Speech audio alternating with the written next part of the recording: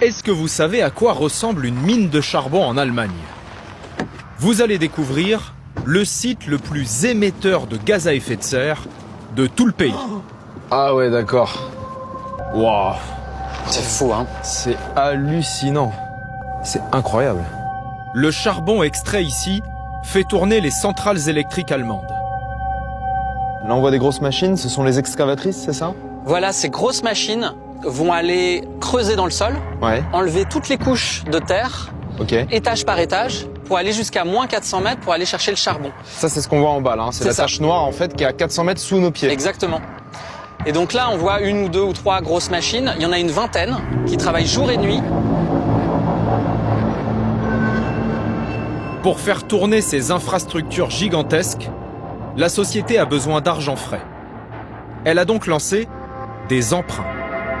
Alors là, on a la vidéo de représentants de deux grandes banques françaises, BNP Paribas et Crédit Agricole. Ils sont auditionnés devant le Sénat et ils disent clairement qu'ils ont arrêté de financer le charbon comme la plupart des grandes banques françaises. Nous avons commencé par le charbon avec l'arrêt des financements dédiés à l'extraction de charbon thermique. Nous avons été probablement une des premières banques au monde, par ma voix, en 2015 à la COP21, annoncer notre sortie progressive et maintenant totale du financement charbon. Mais le problème, c'est quand on regarde dans les détails, non seulement ils n'en sont pas sortis, mais on est encore avec des investissements charbon en 2025. Attendez, je vous coupe parce que quand on regarde les annonces de ces banques, c'est très clair. Elles disent mot pour mot, on ne finance plus le charbon. C'est pas le cas.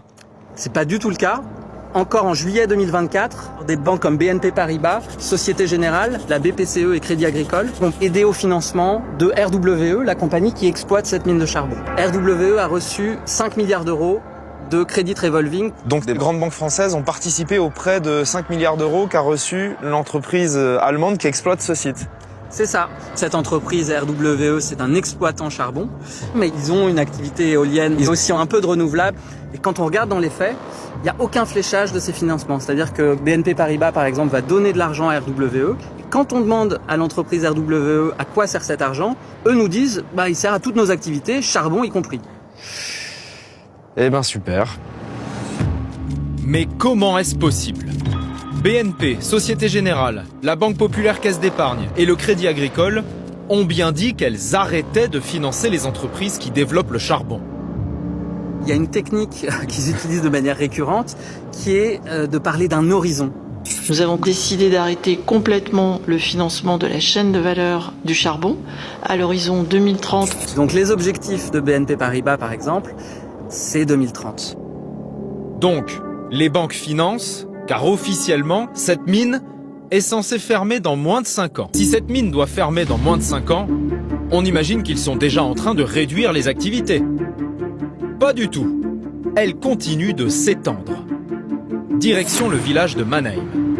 Qui est devenu un peu un village fantôme puisque quasiment tout a été détruit pour l'expansion de la mine de charbon. Donc l'église, c'est quasiment tout ce qui reste du village en fait.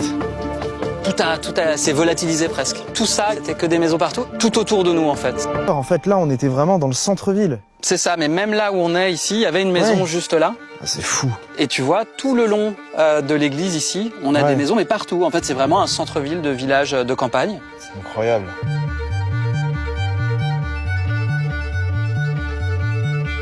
Tu avais une ferme, tu avais des petits commerces, plein de très très beaux arbres, et tout ça a disparu.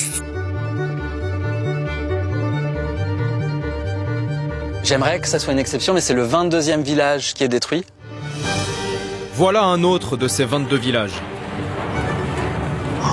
Donc c'est du patrimoine qui est saccagé quoi.